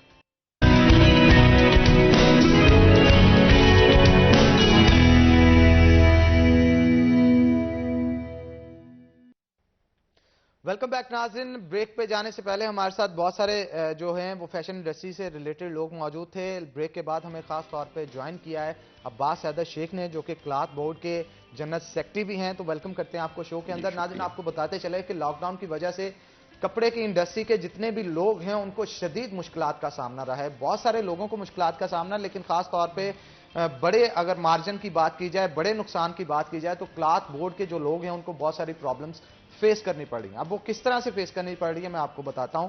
खास तौर पे अगर गर्मियों की बात की जाए तो इसके लिए लाखों मीटर कपड़ा लॉन का तैयार किया जाता है, क्योंकि गर्मियों के अंदर खवातीन जो हैं उनकी कसीर तादाद लॉन के कपड़े का इस्तेमाल, प्रिंटेड लॉन का इस्तेमाल करती हैं और ज्यादा हैवी ड्रेसेस नहीं पहनती, क्योंकि गर्मी होती है तो गर्मी से बचने के लिए खास तौर पे लॉन के ड्रेसेस का इस्तेमाल किया जाता है। तो इसके लिए जो है वो लॉन तैयार करने का सिलसिला जो है वो सर्दियों में शुरू कर दिया जाता है। तो लाखों मीटर लॉन तैयार की जाती है, जिसे गर्मियों में आके जो है सीजन के शुरू होते ही, यानी जहां पे सर्दियां एंड हो रही होती हैं वहीं पे बेचना शुरू कर दिया जाता है और ज्यादातर माल वहीं पे बिक जाता है, क्योंकि ये इन्होंने पूरे मुल्क के अंदर, पंजाब पूरे के अंदर मुख्तलिफ इलाकों में इसने जाना होता है और कुछ ऑर्डर्स तो आउट ऑफ कंट्री भी जाते हैं। तो इसके लिए तैयारी करके रख ली जाती है। लेकिन अब लॉकडाउन जो है वो ऐन गर्मियों के स्टार्ट पे शुरू हो गया और उसकी वजह से बहुत सारे लोगों को, चाहे वो छोटा ताजर हो, बड़े मिल मालकान हो या प्रोसेसिंग यूनिट्स हो, उनको बहुत मुश्किलात का सामना करना पड़ा, क्योंकि प्रिंटिंग का जहां सिलसिला जारी था, माल ना बिकने की वजह से प्रिंटिंग यूनिट्स भी बंद हो गए और लूम मालकान जो कि लूम के अंदर जो कोरा कपड़ा था इसका लॉन का जो तैयार कर रहे थे वो भी बंद हो गया, क्योंकि लूम सेक्टर को भी इसके साथ ही बंद किया गया। तो एक पूरा मैशियत का पहिया था जो कि जाम हो गया और लाखों नहीं, करोड़ों नहीं, बल्कि इनका कहना है कि अरबों रुपए का नुकसान अगर कलेक्टिवली देखा जाए तो हो रहा है। इसको किस तरह से ट्रिकल डाउन किया जाए और किस तरह से इन मसाइल को हल किया जाए, इसी हवाले से गुफ्तगू करेंगे अब्बास हैदर शेख से। सर, वेलकम करते हैं पहले तो आपको शो के अंदर, और बताइएगा कि जिन मुश्किलात से आप जूझ रहे हैं इससे किस तरह से बाहर आया जाएगा। जी, बिस्मिल्लाहिर्रहमानिर्रहीम। सबसे पहले मैं बताना चाहता हूँ कि कोरोना की वजह से इस वक्त तमाम दुनिया ही, इस वक्त पूरी दुनिया इस वक्त मुतासिर है। इस हवाले से अल्लाह ताला से दुआगो हूँ कि इस वबा से हमारी जान छूटे।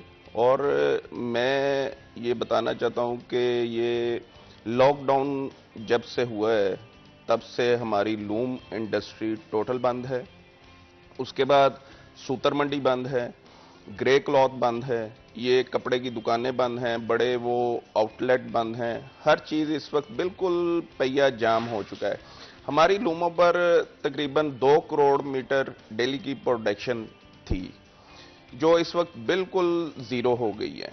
लूम में ये होता है कि लूम इंडस्ट्री में एक कारीगर 8 लूमें चलाता है, 8 लूमें चलाता है। एक कारीगर यहाँ पे खड़ा है तो दूसरा कारीगर उससे 10 से 15 फीट के फासले पे खड़ा होगा।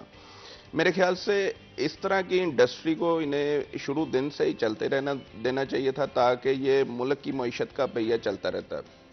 मगर इसके साथ डाइंग यूनिट, प्रिंट यूनिट और दुकानें, ये सारा कुछ जो है वो लॉकडाउन की नज़र हो गया, जिसकी वजह से जो प्रिंट कपड़ा इंडस्ट्री में, प्रिंट यूनिट्स में तैयार था, वो तो सर्दियों में ही प्रिंटिंग का प्रोसेस शुरू कर देते हैं ना, तो वो लॉन का जो सीज़न होता है ना, ये बड़ा महदूद सा होता है। ये शाबान और रमज़ान, ये 2 महीने हैं जो वो पीक होते हैं जिसमें ये कपड़ा बिकना होता है। एक माह तो गुजर चुका है तकरीबन, अब दूसरा माह आने को है, रमजान के भी सिर्फ 15-20 दिन रह गए हैं। अगर वो भी नहीं लगते तो कपड़ा वो सारा जो है वो लॉन का खराब हो जाएगा। अगर ब्लैक, जिस कपड़े में ब्लैक वो सल्फर और कास्टिक वगैरह लगता है, ये लॉन का और काटन का खास तौर पर, अगर वो सीजन में नहीं बिकेगा तो वो गल जाता है और खराब हो जाता है वो कपड़ा, वो फिर नेक्स्ट ईयर वो काम नहीं आ सकता। मतलब उसकी वो क्वालिटी मेंटेन नहीं रहती जो रहनी चाहिए थी। क्वालिटी मेंटेन की एक अलग से बात है, मगर वो बिल्कुल ही फट जाता है। अगर आप कपड़ा हाथ से ऐसे थोड़ा सा खींचेंगे ना, वो फट जाएगा। यानी इसकी शेल्फ लाइफ ही कम होती है। वो काले कलर की, आप देखें अक्सर जो प्रिंट्स होते हैं उसमें ब्लैक कलर होता है। जिसमें ब्लैक कलर होगा वो उसकी लाइफ जो है ना, वो अगर वो श्रिंक नहीं करेंगे उसको जाते ही, अगर 1 साल उसको संभाल के रखेंगे वो उसकी लाइफ खत्म हो जाती है। मतलब श्रिंक करना जरूरी है, और श्रिंक तब भी होगा जब उसके सूट्स बनेंगे। जी बिल्कुल, जब सूट बनेंगे फिर उसकी लाइफ बरकरार हो जाती है। यानी इसके कहने का मतलब है जितना लॉन का कपड़ा या दीगर कपड़े जो हैं वो बने पड़े हैं उसके अंदर, लूम इंडस्ट्री के अंदर या प्रोसेसिंग यूनिट के अंदर, उनकी कटिंग तो हो नहीं रही। कटिंग तो होती है दुकानों के ऊपर आके जहां पे सूट बनने होते हैं, तो कटिंग ना होने की वजह से पूरे के पूरे थानों को तो वो नहीं भिगो सकते पानी के अंदर। बिल्कुल इसी तो ये तो फिर करोड़ों का नुकसान जो है वो हो जाएगा। इस वक्त करोड़ों का नहीं, मैं कहता हूं कि अरबों रुपए का नुकसान है। 2 करोड़ मीटर डेली की लूम की प्रोडक्शन होती है, और उसके बाद जो दुकानों पे आके बिकना है, हमने दूसरे शहरों में उसे बेचना है। अब अगर लॉकडाउन खुलता भी है तो वो प्रोडक्शन आधी सेल होगी, आधी नहीं सेल होगी। इस हवाले से मैं गवर्नमेंट से भी मैं गुजारिश करूंगा कि ये जो लॉकडाउन है इसको कोई SOPs ताजरों के साथ बैठ के तय करके इसको खोला जाए, ताकि जो ताजर जो है इस वक्त अरबों रुपए का नुकसान हो सकता है, इससे ताजरों को बचाया जाए और मुल्क की मैशत का पहिया भी चल सके। इसके साथ साथ हमारे साथ रिलेट हैं, अगर हम दुकानों पे बैठ रहे हैं, हमारे साथ मजदूर भी हैं, हमारे कारीगर भी हैं, हमारे जो मुलाजमीन भी हैं, वो भी हमसे तनख्वाह तो ले ही जा रहे हैं, मगर जो दिहाड़ीदार है, मजदूर है, जो रोजाना मजदूरी करता था, पल्लेदार था, उसको तो नहीं मजदूरी मिल रही, वो परेशान है, वो पिस गया। जो मुलाजमीन है उसको तो हम लोग तनख्वाहें पे करी जा रहे हैं।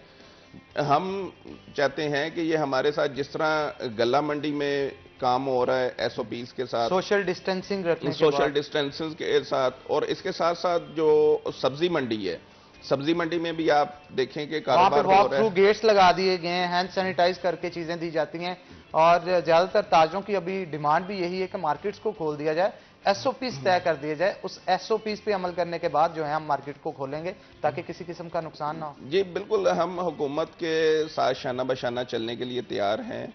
हम कहते हैं कि हमारे साथ SOPs तय करें और उस SOPs के अंदर रहते हुए हम मार्केटें खोलें और अपना कारोबार जारी करें। इससे हुकूमत को भी बहुत नुकसान हो रहा है। इनको चाहिए कि दुकानदारों की दुकानें खुलाएं, हमारे साथ टाइम टेबल एक तय कर लें, सुबह 8 बजे से लेके 3 बजे 4 बजे तक टाइम दें हमें दुकानदारों को, और वो सोशल डिस्टेंस रखते हुए अपना कारोबार जो है वो जारी रख सकें। अच्छा, थोड़ा सा इस हवाले से भी बताइएगा कि कितने लोग थे जो कि इस कारोबार से मुंसलिक थे, जो बेरोजगार हो चुके हैं, अगर खास तौर पे फैसलाबाद की बात की। सर इसमें देखें, इस वक्त आपकी जो लूम इंडस्ट्री है उसके कारीगर जो हैं, उसके वर्कर जो हैं वो बेरोजगार हो गए हैं। उसके बाद डाइंग इंडस्ट्री वो भी बंद पड़ी है। इसके बाद जो दुकानें हैं वो भी बंद पड़ी हैं, सूतर मंडी वो भी बंद पड़ी है। इसके साथ हमारे लाखों मजदूर जो हैं वो इस वक्त बेरोजगार हो गए हैं। ये गवर्नमेंट कहती थी हमने जो है वो 1 करोड़ नौकरियां देनी है, 50 लाख घर देने हैं। वो तो बेरोजगारी इतनी बढ़ चुकी है कि अब कैसे वो उनको नौकरियां देंगे, कैसे वो घर देंगे उनको। पहले इनको ही बरसरे रोजगार तो रहने दें। अच्छा, आप क्या कहते हैं कि अगर खास तौर पे कपड़े से रिलेटेड लोगों की बात की जाए, कितनी शॉप्स हैं जो कि घंटाघर के अंदर कपड़ों की बंद है, और ये तो होल सेल की शॉप ज्यादातर हैं घंटाघर के अतराफ में, लेकिन इससे जो माल लेके जाया जाता है वो ना सिर्फ फैसलाबाद के अंदर बल्कि इसके साथ साथ पूरे पंजाब के अंदर, पूरे पाकिस्तान के अंदर डिस्ट्रीब्यूट किया जाता है, चाहे वो कराची हो, खैबर पख्तूनख्वा हो, तमाम मुल्क के अंदर जो है वो सर्कुलेट करता है कपड़ा।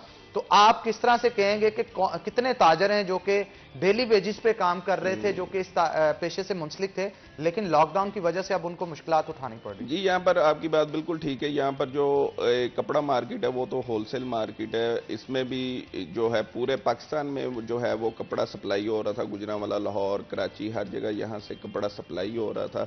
इसके साथ साथ कपड़े की इंडस्ट्री के साथ ये जो हमारे जो सुनियारे हैं ये भी बंद हैं। उसके साथ जो मोबाइल वाले हैं वो भी बंद हैं, गारमेंट्स वाले वो भी बंद हैं। हर किस्म के तकरीबन इन्होंने 50 से 60% इस वक्त कारोबार जो है वो बंद है। हम कहते हैं कि गवर्नमेंट हमारे साथ बैठ के कुछ ऐसे मामला तय करें, SOPs तय करें, हमें पाबंद करें कि आपने इस चीज़ की पाबंदी करनी है, आपने सैनिटाइजर रखना है, फेस मास्क रखना है और शावर भी कस्टमर को करना है। हर चीज़ वो जो हमें कहेंगे हम उस पर अमल दरामद करते हुए अपना कारोबार जारी रखेंगे। अच्छा, इसके साथ साथ ये भी बताइएगा, जिस तरह बात की जाती है कि बहुत सारे डेली वेजेस मुलाजमीन होते हैं, बहुत सारे डेली वेजेस ताजर भी होते हैं, कचहरी बाजार की बात की जाए या कपड़ा मार्केट की बात की जाए, जिन्होंने रोजाना की बुनियाद पे अगर एक ताजर है जो कि प्रॉफिट के तौर पे 10,000 रुपया कमाता है, उसमें से अगर उसने दो अपने मुलाजम रखे हैं, 2-2 हज़ार रुपया पर डे उनको दे रहा है, तो 6,000 रुपया बचा के घर लेके जाता है, जिससे वो अपना सर्कल चलाता है, बच्चों की फीसें देता है, बिजली और गैस के बिल्स देता है, घर का राशन पानी चलाता है। लेकिन वो अब बंद होने की वजह से, क्योंकि माहवार तो उजरत आ नहीं रही उनको, छोटे ताजर जो हैं वो बड़े परेशान हैं। ये कहा जाता था कि 25% अफराद, पाकिस्तान से भी ज्यादा इसकी रेशो हो गई हो, तो इस पे आप क्या कहेंगे? उनको जो मुश्किलात फेस करनी पड़ी हैं वो किस तरह से गुजर बसर कर रहे हैं? सर, तकरीबन 70% जो दुकानदार है वो बहुत ही पिसा हुआ दुकानदार है, जिसके पास 2-3 मुलाजम हैं और वो उनकी देखभाल भी कर रहा है, उनको तनख्वाहें भी दे रहा है। इसके साथ साथ जो छोटा ताजर है, ज्यादातर 70% ऐसे हैं जिनकी दुकानें किराए पे हैं और उनका किराया भी 50-60 हज़ार रुपया महीना है, जिसको वो अदा कर रहा है, अभी तक अदा कर रहा है। अगर लॉकडाउन भी है वो अदा तो कर रहा है किराया, उसके साथ मुलाजमीन को भी तनख्वाहें दे रहा है। उसकी जो वो रास थी जिससे वो काम कर रहा था, वो तकरीबन अगर 5 लाख या 7 लाख या 10 लाख से काम कर रहा था, वो तो 1-2 माह में काफी हद तक वो खर्च कर चुका है। अब ये है कि वो बिल्कुल जो है ये छोटा ताजर जो है वो क्राइसिस का शिकार है। गवर्नमेंट को चाहिए इन्हें जो है दुकानें हैं या वो सैनिटरी की दुकानें हैं या दूसरी दुकानें हैं, हार्डवेयर की दुकानें हैं, उनको वो बंद रखा हुआ है। ये देखें ना, अगर ताजरों के साथ मुशावरत करें तो इनको बताएं कि अगर एक सेक्टर खोलेंगे तो टेक्निकल कैसे आप चला सकते हैं, कि इसके साथ साथ आप ये सेक्टर खोलेंगे तो फिर ये पहिया चल सकेगा। अगर एक सेक्टर ऊपर वाला खोल दिया, नीचे उसके तमाम अदारे जो बंद हैं इसकी वजह से, तो वो बड़ा सेक्टर भी नहीं चल सकेगा। बिल्कुल ठीक फरमा रहे हैं। थोड़ा सा इस हवाले से भी बताइएगा कि जो राशन तकसीम किया जाना था, बहुत सारे मुखैर हजरात जो हैं उनकी जानिब से राशन भी तकसीम किया गया, अमदाद भी बहुत सारे लोगों की गई, और कोई गवर्नमेंट की तरफ से आपको इंस्ट्रक्शंस भी मिली थी कि ये राशन जो है वो एक जगह पे तकसीम नहीं कर सकते, उसकी वजह से बहुत सारी ब्रेक्स लग गई थी लोगों की, लोग जो देना भी चाहते थे वो नहीं दे पा रहे थे। तो आपने कोई गवर्नमेंट के किसी नुमाइंदे से बात की हो या फिर इसके साथ साथ DC फैसलाबाद या कमिश्नर फैसलाबाद से राब्ता किया हो कि इमदाद करना चाहते हैं, उनके थ्रू जो है वो मुखैर हजरात, जिस तरह मैं अब नाम लूंगा तो मुनासिब नहीं होगा क्योंकि उन्होंने तो अल्लाह की रजा के लिए वो काम किया है, तो इस सिलसिले को जारी रखा है या इसकी वजह से प्रॉब्लम्स फेस करनी पड़ी? जी, जब ये DC साहब की तरफ से वो कुछ पाबंदी लगाई गई है तो इससे पहले ही हम अंजुमन ताजरान सिटी ख्वाजा शाहरजाक सिक्का साहब और सिटी क्लॉथ बोर्ड हम लोगों ने तमाम राशन जो है वो पैक करवाए। उससे पहले ही वो तमाम जो वो दूसरे थे, जो सफेद पोश तबका और गरीब तबका, उनको हमने डोर टू डोर जाके राशन भी दिया है और उनको साबुन, सैनिटाइजर्स, फेस मास्क, ये सारा कुछ उनको हमने डोर टू डोर जाके फराहम करके आए हैं। अच्छा, फैसलाबाद चैम्बर ऑफ कॉमर्स की अगर बात की जाए, उनके प्रेसिडेंट की बहुत सारी गवर्नमेंट के नुमाइंदे जो हैं उनसे मुलाकातें भी हुई हैं और आला अथॉरिटी से भी मिलके आए हैं वो, तो उनसे भी आपकी गुफ्तगू होती रहती होगी वक्तन फवक्तन। आपको क्या लगता है ये लॉकडाउन कितना एक्सटेंड करेगा? और मौजूदा सूरत हाल की अगर बात की जाए, 15 दिन एक्सटेंड करता है कितना नुकसान होगा, 1 महीना एक्सटेंड करता है कितना नुकसान होगा, 1.5 माह एक्सटेंड करता है तो कितने लोग हैं जो कि इसकी मुश्किल में आके फंस जाएंगे और उनका जीना जीर्ण हो जाएगा? चैम्बर जो है वो एक मदर ऑर्गेनाइजेशन है। चैम्बर को भी अपना रोल अदा करना चाहिए। जहां भी जिस प्लेटफॉर्म पर भी जाए उनको चाहिए कि वो इस लॉकडाउन के हवाले से जो है वो वहां पर तजावीज़ पेश करें, गवर्नमेंट को जाके तजावीज़ पेश करें ताकि ये लॉकडाउन में आसानियां पैदा हो सकें। हम ये नहीं चाहते कि लॉकडाउन इसी तरह रहे और जो मजदूर तबका है वो बेचारा पहले ही पिस गया और मजीद पिस जाए। हम चाहते हैं कि गवर्नमेंट को चाहिए कि ये ताजरों के साथ, चैम्बर के साथ और दूसरे अदारे जितने भी हैं ताजरों के, उनके साथ मिल बैठ के मुशावरत के साथ इस मुल्क के पहिए को चलाने की कोशिश करें। बिल्कुल आप ठीक कह रहे हैं। हुकूमत को चाहिए कि ताजरों के साथ मिलकर, इनका कहना है कि काम करें, जो स्ट्रेटजी तैयार की जाए उसमें मुशावरत रखी जाए ताजरों की, ताजरों के मेंबरान को दावत दी जाए और उन मीटिंग्स के अंदर जो कि गवर्नमेंट जिसके अंदर फैसले करती है उसमें उनकी नुमाइंदगी भी ली जाए ताकि वो अपने जो तजर्बात हैं, अपने जो इंतजामात है उस हवाले से आगाह कर सकें और एक बेहतर हिकमत अमली है वो तैयार कर सकें। तो नाज़रीन एक छोटी सी ब्रेक लेंगे, ब्रेक के बाद दोबारा हाजिर होते हैं। कहीं मत जाइएगा, हमारे साथ रहिएगा।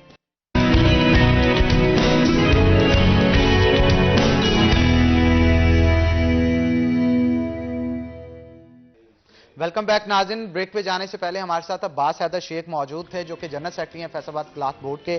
तो दोबारा उनकी तरफ चलेंगे और मजीद गुफ्तगू करेंगे क्योंकि इस वक्त ताजर जो हैं वो बड़ी गंभीर सूरत हाल के अंदर है। तो इस सूरत हाल का सामना किस तरह से किया जाए, ताजरों की जानिब से मुख्तलिफ स्ट्रेटजीज तो बनाई जाती हैं लेकिन गवर्नमेंट की तरफ से उनको इंप्लीमेंट नहीं किया जाता। वजह जो इनकी जानिब से बताई गई है वो ये है कि गवर्नमेंट की जानिब से जब पॉलिसियां बनाई जाती हैं उस पॉलिसियां बनाने की मीटिंग के अंदर ताजरों की नुमाइंदगी नहीं ली जाती, उनका मशवरा नहीं लिया जाता। यही वजह है कि जब कोई भी पॉलिसी तैयार कर दी जाती है तो उससे अल्टीमेटली नुकसान जो पहुंचता है वो ताजरों को पहुंचता है। अब्बास हैदर शेख की तरफ चलूंगा। आप सर ये बताइएगा, खास तौर पे जब बात की जाए बिजली के बिलों की तो गवर्नमेंट का कहना था कि रिलीफ दिया जाएगा उसमें, तो आप क्या समझते हैं वो रिलीफ आपको मिला है या नहीं? बिल्कुल ऐसे है कि हमारी दुकानें बंद हैं, कारोबारी अदारे बंद हैं, मगर आप देख लें कि वो हमारे शटर बंद हैं, उसके नीचे से वो बिल जो हैं वो दुकानों के अंदर घुसा गए हैं। तो जो हमने वो दिन भी थोड़े हैं हमने वो अदा करने हैं। वो कोई इन्होंने ये नहीं किया कि अभी लॉकडाउन है, दुकानें बंद हैं, फैक्ट्रियां बंद हैं, सारा कुछ बंद है ताकि बिल भी हम ना किसी को भेजें, मगर वो बिल भी आए हैं। और हम वो जो कहा था ना कि 3 आसान एक साथ के साथ जमा होंगे, वो भी कोई ऐसा सिस्टम नहीं है। हमने वो बिल जाके किस्तों के लिए 1-2 दुकानदारों ने कोशिश की है किस्तों, वो कहते हैं पहले वो SDO के पास जाएं फिर जाके वो किस्तें होंगी, वो ऐसा कुछ भी नहीं है, वो तो इसी तरह ही जमा करवाने पड़े हैं। इसके साथ साथ मैं ये पेट्रोल की कीमतें जो आलमी मंडी में बिल्कुल क्लैप्स हो चुकी हैं, नीचे आ चुकी हैं, ज़मीन के साथ लग चुकी हैं, मगर यहाँ पर पेट्रोल जो है वो 98-99 में पर लीटर सेल हो रहा है। हम गवर्नमेंट से कहेंगे कि इस हालात में कम से कम 60 रुपए लीटर पेट्रोल किया जाए ताकि जो है महंगाई का तूफान जो है वो थम सके और गरीब आदमी जो है इससे मुस्तफीद हो सके। और इस पेट्रोल के साथ बिजली की कीमतों में भी कमी की जाए और गैस की कीमतों में भी कमी की जाए। आलमी मंडी में देख लें इस वक्त पेट्रोल जो है बिल्कुल सिफर लेवल पे आ गया है। इनको चाहिए उसको मद्देनजर रखते हुए पेट्रोल की कीमतों में माइनस में चले गया है। इसको चाहिए कि गवर्नमेंट को चाहिए कि इसकी कीमतें फौरी तौर पर 50% डाउन कर दें ताकि जो है ये महंगाई का तूफान एक थम सके। क्योंकि ये भी कहा जा रहा है कि ऑयल की कीमतें जो गिरी हैं वो शायद इस वजह से भी गिरी हैं क्योंकि लॉकडाउन था पूरी दुनिया के अंदर। ये कोरोना वायरस कोई ऐसी बीमारी नहीं जो खासकर हमारे मुल्क के अंदर ही हो, जो पूरी दुनिया इससे फेस कर रही है। तो उसकी वजह से इंटरनेशनल फ्लाइट्स रुक गई, उसकी वजह से जो शहरों के अंदर बेहंगम ट्रैफिक थी वो भी लोग घरों के अंदर महसूस हैं। बहुत इक्का दुक्का है जो लोग जरूरत के तहत बाहर निकलते हैं। तो ऑयल कंजप्शन जिस तरह से हो रही थी वो तमाम की तमाम, क्योंकि इंडस्ट्रीज के अंदर भी जो जनरेटर्स के लिए डीजल इस्तेमाल हो रहा होता है या दीगर चीज़ों के लिए क्रूड ऑयल इस्तेमाल हो रहा होता है, उसकी प्रोसेसिंग हो रही होती है, तमाम मशीनरी बंद है, ट्रैफिक बंद है, आपकी जितनी भी ऑयल पे चीज़ें चलती हैं वो तमाम की तमाम बंद है। तो एक प्रोडक्शन उसकी जारी थी और ऑयल जो है वो यूटिलाइज नहीं हो रहा था, उसकी वजह से मार्केट जो है वो कोलैप्स कर गई। तो बिल्कुल आप ठीक कह रहे हैं, हुकूमत को चाहिए कि जितनी भी हो सके नाजरीन इसकी कीमत कम करे ताकि आम आवाम तक इसका फायदा पहुंच सके। अब्बास हैदर शेख साहब ये बताइएगा कि जब बात की जाती थी लॉकडाउन से पहले ताजरों के मसाइल थी, उसके अंदर शनाख्ती कार्ड का एक ऐसा इशू था जो कि रेज हो चुका था, टैक्सेस के बहुत सारे इश्यूज थे, और लॉकडाउन से पहले भी एक किस्म का लॉकडाउन ही चल रहा था क्योंकि ताजर आए दिन हड़ताल पे चले जाते थे, और हड़ताल तो 1-2 दिन रखने के बाद दोबारा खोल दी जाती थी, लेकिन मौजूदा सूरत में तो मुकम्मल बंद है। आपको क्या लगता है कि गवर्नमेंट को अब अपनी कोई शराइत हैं उनमें ढील दिखानी चाहिए, ताजरों को रिलीफ देना चाहिए? जी बिल्कुल, गवर्नमेंट को चाहिए इस वक्त शनाख्ती कार्ड की जो शर्त है इसको फौरी तौर पर ख़त्म कर देना चाहिए। इसके साथ साथ जो सेल्स टैक्स का इन्होंने 17% जीएसटी लगाया है, इसमें जो अनरजिस्टर्ड है उसके लिए वो 17 से चले जाता था 20% तक। इनको चाहिए, गवर्नमेंट को चाहिए कि ये जो सेल टैक्स की शरह है इसको 3 या 4% तक ले आए, ताकि जो है एक 100 रुपए वाली चीज जो थी वो उस वक्त आपको पता है कि वो 130 से 135 की हो गई थी। अगर ये सेल टैक्स की शरह को कम करेंगे, 3 से 4% तक कर देंगे, इनको सेल टैक्स भी कलेक्ट होगा और जो है ये चीजों की कीमतें भी बहुत कम होंगी। अच्छा ठीक है, ये तो होना चाहिए था, लेकिन आम आदमी जो है, जो मुलाजमीन आपके पास काम करते हैं, उनके घरों में जो बिजली के बिल आ रहे होंगे, उनको भी बहुत सारी मुश्किलात का सामना होगा, उनकी नुमाइंदगी आप किस तरह से करेंगे? इस तरह है कि जो मुलाजमीन हमारे पास मुस्तकिल काम करते हैं वो हमसे तनख्वाहों का मुतालबा करते हैं, हम उनको तनख्वाहें बाहर से जाके उनके घरों पर जाकर पहुंचा रहे हैं ताकि वो किसी किस्म के माली मसाइल का शिकार ना हों। देखें, ये जब बेरोजगारी आती है, गुर्बत आती है, इसके साथ साथ जो है वो चोरी और डकैतियों में भी इजाफा होता है। अब लुमों के कारीगर जो हैं वो बिल्कुल फारग हैं, इंडस्ट्री बिल्कुल बंद है, दुकानें बिल्कुल बंद हैं। अगर एक गरीब आदमी जब घर में जाता है और उसके बच्चे भूख से बिलक रहे हों, तो फिर वो मुआशरा जो है वो करप्शन की तरफ जाता है। वो बच्चों को अपने बिलकते हुए नहीं देख सकता। इसी तरह जब ये ऐसे मसाइल आते हैं तो चोरी और डकैतियों में इजाफा होता है। आपने पीछे देखा जब वो हड़तालें हो रही थी, सारा कुछ हो रहा था, फैसलाबाद में ये अखबारें, आपका मीडिया भी आपके सामने है कि इसमें तकरीबन रोजाना की डकैती की वारदातें 80 से 90 हो गई थी फैसलाबाद सिटी में। और ये क्या वजह है कि इसमें इजाफा हो रहा था? इसी तरह अगर ये गुर्बत में इजाफा होता है, ये इसी तरह लॉकडाउन रहता है, इसमें तो बहुत ज्यादा इजाफा हो सकता है। आप देखिए, आप अगर गाड़ी में जा रहे हैं, एक जगह एक चौक से दूसरे चौक में जाते हैं, तो वहां पर अगर आपकी ब्रेक लगती है, उसी वक्त आपके पास 20-25 लोग इकट्ठे हो जाते हैं कि किसी ने, कोई मजदूर है, कोई कुछ है, वो बेचारा रो रहा होता है कि मैंने 1 माह से अपने घर में कुछ भी नहीं लेके गया, बराए मेहरबानी मेरी मदद करें। आप देखें, आप सड़कों पर इस वक्त क्या हो रहा है, ये गवर्नमेंट को चाहिए, इसको भी मद्देनजर रखें। हमारे जो यहाँ पर गवर्नमेंट के नुमाइंदे यहाँ पर बैठे हैं वो भी देखें कि सड़कों पर इस वक्त क्या हालात हैं और ये कहां पर जा रहे हैं हालात। ठीक है, गवर्नमेंट को ये देखना चाहिए और इस मसले का हल भी करना चाहिए। आप क्या समझते हैं कि अगर होलसेल की दुकानें खोल दी जाती हैं तो उससे कोई फर्क पड़ेगा? क्योंकि होलसेल्स की दुकानों पे सिर्फ और सिर्फ छोटे ताजरों ने आना होता है और वहां पे जो खरीदार हैं दूसरे जो रिटेल के होते हैं वो तो नहीं आते, इसलिए रश नहीं लगता। तो इससे कोई मदद मिलेगी आपको? जी, होलसेल का अगर सेक्टर इन्होंने खोलते हैं, इसके साथ साथ इनको ट्रांसपोर्ट भी खोलना पड़ेगी ताकि दूसरे शहर से जो व्यापारी आ रहे हैं वो भी आसानी से आ सकें।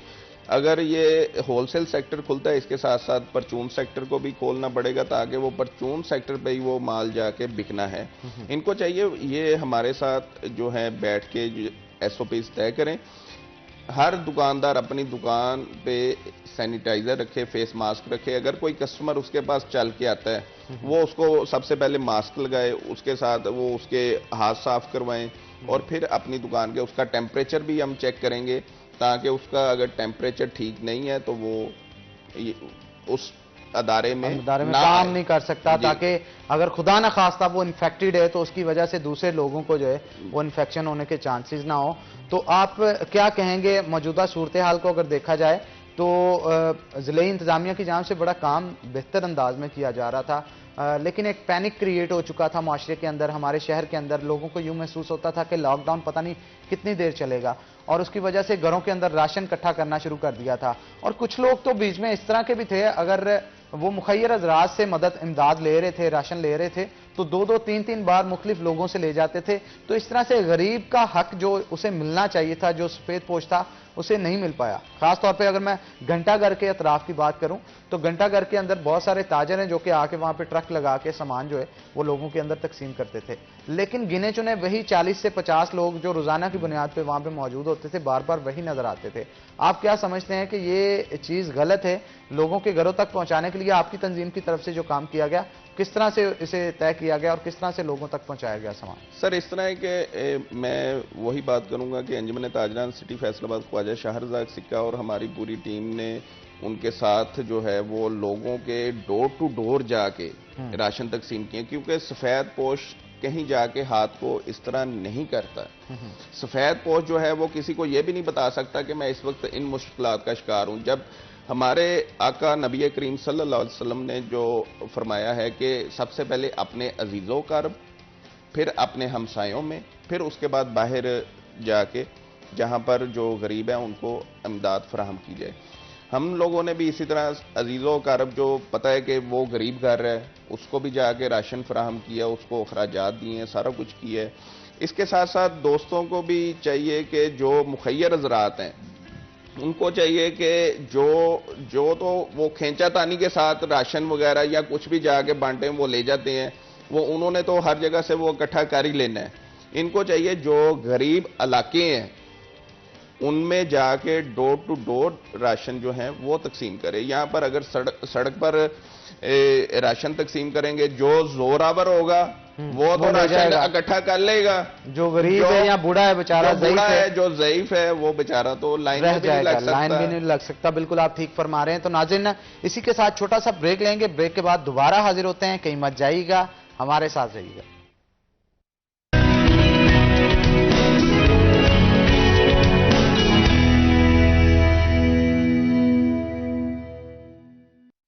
हबीब कुकिंग ऑयल के साथ क्या करें, दिल का मामला है। बच्चों को किन चीजों से आयरन मिल सकता है? Spinach, beans, Nestle Cerelac. Nestle Cerelac रोजाना इसकी आयरन की जरूरत पूरी करने में मदद करता है, क्योंकि इसमें है आयरन प्लस जो कि इसकी ज़हनी और जिस्मानी नशोनुमा में मदद करे। नेस्ले सेरेलैक, नन्हे पेट की बड़ी ग़िज़ा। डियर चाय, खास उनके लिए जो चाय पीना जानते हैं। दिल की उम्र दिल को खुश रखने में है और दिल को खुश रखना है तो इस्तेमाल कीजिए golden ghee and cooking oil. Golden ghee and cooking oil आपकी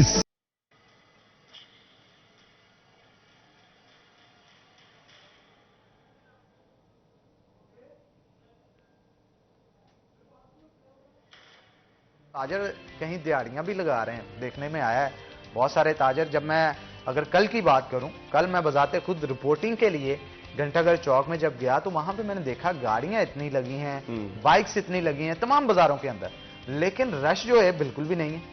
एक एक शख्स एक एक दुकान के आगे खड़ा था। ये तरतीब पूरे बाजार के अंदर देखने को मिली, लेकिन शटर डाउन थे। और यूं महसूस हुआ कि चेरी बाजार के अंदर एंटर होते ही बहुत सारे लोग आ गए और पूछने लगे कि भाईजान मोबाइल लेना है आपने या मोबाइल बेचना है आपने। तो ये एक लॉकडाउन के बावजूद अब ताजर जो हैं चुपके से कारोबार करना शुरू हो गया, इस पे क्या कहेंगे आप?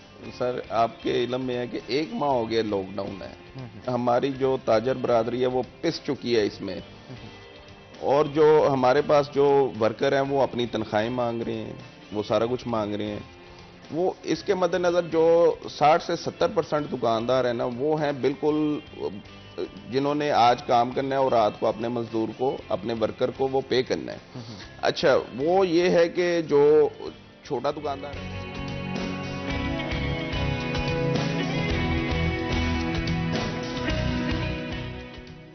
अच्छा, मौजूदा सूरत की अगर बात की जाए लॉकडाउन के हवाले से, बहुत सारे क्योंकि हजारों की तादाद में ताजरों के पास लाखों की तादाद में लोग काम मुलाजमिन कर रहे होंगे, तो मुलाजमिन को भी तनबीह की गई होगी कि घरों पे बैठे हैं, सोशल डिस्टेंसिंग का ख्याल रखें, अपने और अपने वालिदैन का, अपने बच्चों का, बहन भाइयों का ख्याल रखें। ताजरों की जानिब से भी तो तनबीह की जाती होगी उनको। बिल्कुल, हमने जो है वो तमाम मुलाजमिन को भी पाबंद किया हुआ है कि अपने घरों में ही रहें और जो हमारा दुकानदार है, हमने उन्हें भी बार बार तंबीह करते हैं कि भाई अपने घरों में बैठें, ना यहाँ पर आकर रश वगैरह ना करें। यहाँ से जो है रश जो है अगर पैदा करेंगे तो इससे अगर खुदा न खास्ता कोई बीच में वो मरीज आएगा तो उससे वो तमाम जो लोग हैं वो मुतासिर हो सकते हैं। इस हवाले से हमारे जो आज भी है अंजुमन ताजरान सिटी और सिटी क्लॉथ बोर्ड ने आज पीएमसी में भी जाना है, वहाँ पर सिक्का साहब भी जा रहे हैं, मैं भी जा रहा हूँ। वहाँ पर हमने जाके वहाँ पर मेडिकल के हवाले से भी वहाँ पर सामान फराहम करने हैं, सारा कुछ करना है। यानी फ्रंट फुट वॉरियर्स जो डॉक्टर्स हैं उनकी इमदाद के लिए भी सिक्का और उनकी पूरी टीम इंशाल्लाह जाएगी। तो इसमें देखें कि वो पूरी कोरोना के साथ आप देखें जंग लड़ रहे हैं एक किस्म की, तो अपना पूरा किरदार अदा कर रहे हैं। जो पेशेंट वहां पर जाते हैं उनको कोई हाथ नहीं लगाता। हमारे डॉक्टर्स जो हैं वो वहां पर अपनी काविशें और मेहनत करके वहां पर उसका इलाज करके उसको सेहतयाब करके उसको बाहर भेजते हैं। तो मैं अपने डॉक्टर्स को भी खराज तहसीन पेश करूंगा कि वो फ्रंट फुट पे ये सारा जो है अमल कर रहे हैं। इसके साथ साथ पाक फौज के जवान जो हैं आप देखें बाजारों में गलियों में जो वो गश्त भी कर रहे हैं, सारा कुछ कर रहे हैं। किसके लिए कर रहे हैं? हमारे लिए कर रहे हैं, ये हमारी आवाम के लिए कर रहे हैं। उनको भी मैं खराज तहसीन पेश करूंगा कि वो भी अपने घर बार छोड़ के यहाँ पर फ्रंट फुट पे अपना किरदार अदा करते हैं। इसके साथ साथ पुलिस भी देखे खा कुछ भी है, वो पकड़ दकड़ भी है, मगर वो समझाते भी हैं आगे हमारे अच्छे अफसरान भी हैं अभी इसमें। हाँ, अच्छे अफसरान तो हैं, वो आगे हमारे ताजरों को भी समझाते हैं, हमारे वर्करों को भी समझाते हैं कि भाई ऐसे डिस्टेंस फासला रखें और अपना जो है वो बिल्कुल सोशल डिस्टेंसिंग के साथ मामलात को तय करें और जो मसाइल हैं उनको दूर करें। अगर खास तौर पे पुलिस की बात की जाए तो सीपीओ साहब जो सुहेल साहब हैं वो बड़े एक्टिव नजर आते हैं और बजाते खुद तमाम चीजों को मॉनिटर कर रहे होते हैं पूरे शहर के अंदर। नाकाबंदी हो, पुलिस के मामलात हो, थाना कल्चर हो, हर चीज पे उनकी कड़ी नजर है और ये देखा जाता है कि कहीं पे अगर कोई अफसर कोताही बरत रहा है तो उनकी जानिब से स्ट्रिक्ट एक्शन भी लिया जाता है। पाक फौज की आपने बात की तो उनका जितना भी शुक्रिया अदा किया जा सके वो कम है, क्योंकि वो हमारी जानों के बदले अपनी जानें देने पे तैयार होते हैं। तो वो है असल मुजाहिद, वो है असल इस कौम के मुहाफिज। तो इसी के साथ नाज़रीन आज के प्रोग्राम से अपने मेजबान हन्नान बुखारी को दीजिए इजाजत। इंशाल्लाह फिर होगी आपसे मुलाकात। अल्लाह ताला आपका हामी और नासिर हो।